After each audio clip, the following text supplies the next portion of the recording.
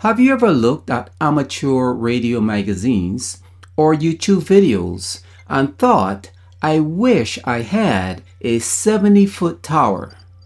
Or perhaps you've thought, I live in an HOA community. I don't have tall trees.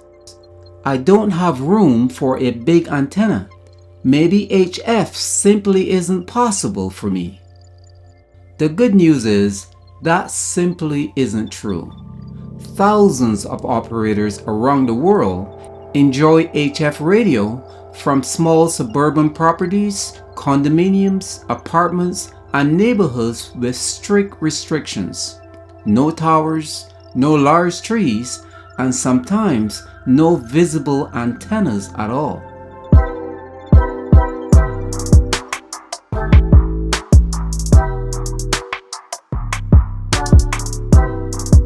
In this video, we'll look at practical ways to operate HF when space and regulations are working against you. We'll discuss flagpole antennas, attic installations, magnetic loops, stealth wires, portable operations, and even rain gutter antennas.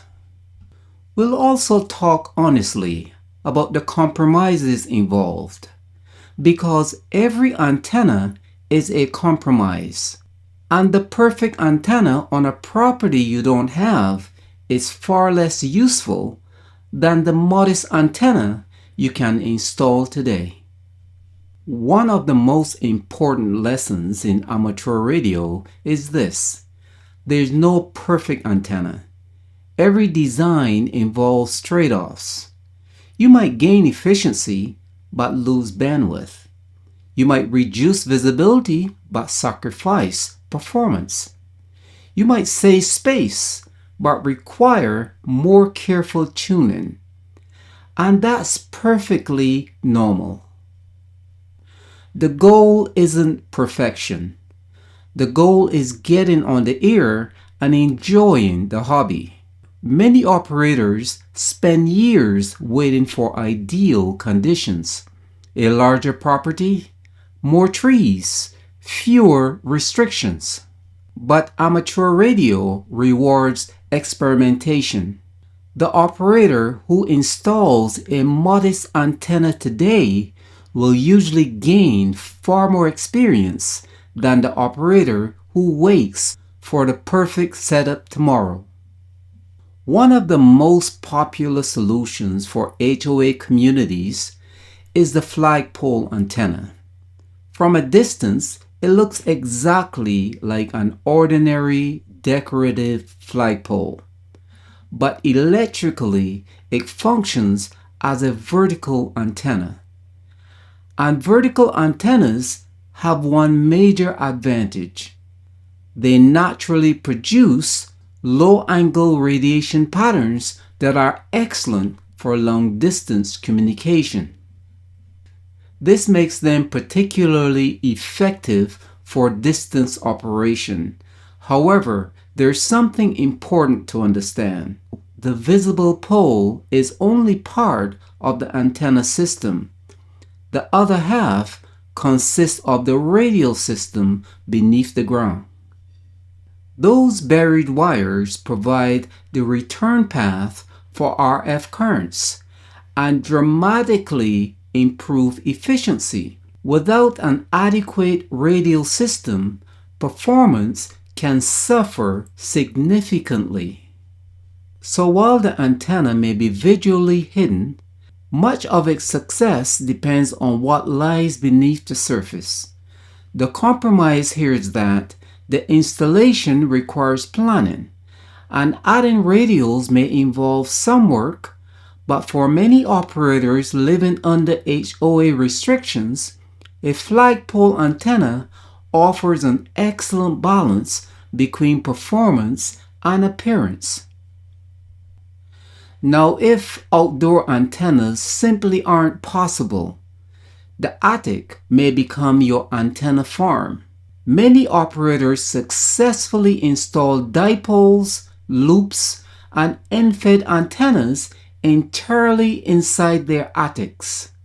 The biggest advantage is obvious. They're invisible. No neighbors see them. No HOA complaints. And the antennas remain protected from weather. But there are trade-offs. Metal roofs can severely reduce performance. Electrical wiring can introduce noise, and the physical size of the attic may limit which bands you can operate efficiently. Height still matters. Remember, antennas don't care how high they are above your living room floor. They care about their height in wavelengths above the ground or another large conductive surface. An attic dipole for 10 meters may work surprisingly well. The same antenna for 80 meters may operate much closer to the ground electrically and behave very differently. But despite these limitations, countless operators enjoy successful HF contacts using nothing more than attic antennas. Sometimes the best antenna is the one nobody notices. Modern stealth installations often use extremely thin wire, dark-colored installation, and clever routing along existing structures. A wire may follow the edge of a roof, run along a wooden fence, or extend from the house to a small tree. From only a few meters away, it may become almost invisible. End-fed antennas are especially popular because they require only a single elevated support point. But remember, current must always return somehow. That means a proper counterpoise or a suitable return path is still necessary. Otherwise, the outside of the coaxial may become part of the antenna system.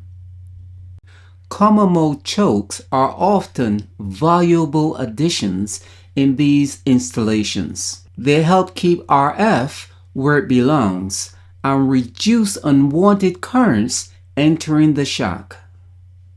Perhaps no antenna is more associated with restricted environments than the magnetic loop. Magnetic loops occupy remarkably little space. They fit on balconies, small patios, and sometimes even inside rooms. Their compact size makes them attractive to apartment operators, but they achieve this convenience through compromise. They often have extremely narrow bandwidth. Changing frequency may require retuning. Current inside the loop can become very high, and voltages across tuning capacitors can be substantial. For operators battling urban environments, that can make an enormous difference. Small does not necessarily mean ineffective. It simply means different engineering choices. The rain gutter antenna. Some operators have successfully used aluminum gutters as radiating elements. In certain situations, they work surprisingly well, but results vary greatly. The key issue is electrical continuity. Modern gutter systems often contain plastic joints, painted sections, or disconnected pieces that interrupt RF currents. So experimentation becomes essential. This is not a guaranteed solution, but amateur radio has always involved experimentation and creative problem solving. If you decide to explore this approach, always pay close attention to safety. and ensure the installation remains isolated from utility wiring and electrical hazards. Sometimes the most unconventional ideas become valuable learning experiences.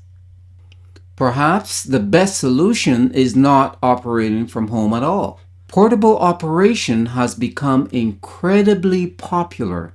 Many operators use lightweight telescoping masks, end-fed wires, battery power, and temporary setups in parks and open spaces. Programs like Park on the Air have demonstrated that highly effective HF stations can be assembled in just a few minutes. The antenna goes up, the operating session begins, and when you're finished, everything disappears. When people hear the word stealth, they sometimes imagine hiding things. But good stealth installations are really about blending naturally into existing surroundings. By using thin wires, dark colors, existing support structures, decorative flagpoles, and antennas that blends into the environment. The objective is not conflict. The objective is coexistence, and realistic expectations are important. A hidden antenna may not outperform a large beam on a tower. But that's not the comparison that matters. The real comparison is this. Would you rather have a modest antenna and enjoy HF today, or have no antenna at all? For most operators, the answer is obvious. The truth is, you do not need a perfect property to enjoy amateur radio. You do not need towering supports. You do not need acres of land. And you certainly do not need to wait for ideal conditions. What you need is a practical solution that works within the limitations you have today. Because every successful amateur station represents a series of compromises. The operators who achieve the most are often the ones who adapt, experiment, and make the best use of the resources available to them. So if you live under HOA restrictions, if you have no tall trees, or if your backyard is smaller than you would like, remember this: no towers, no trees, no problem. There's almost always a way to get on the air. And amateur radio has always rewarded creativity far more than perfection. If you found this video helpful and would like to see more videos like this, please take a moment to like, subscribe, and turn on notifications so you'll be notified when my next video is released. Thanks for watching, and I'll see you in the next video.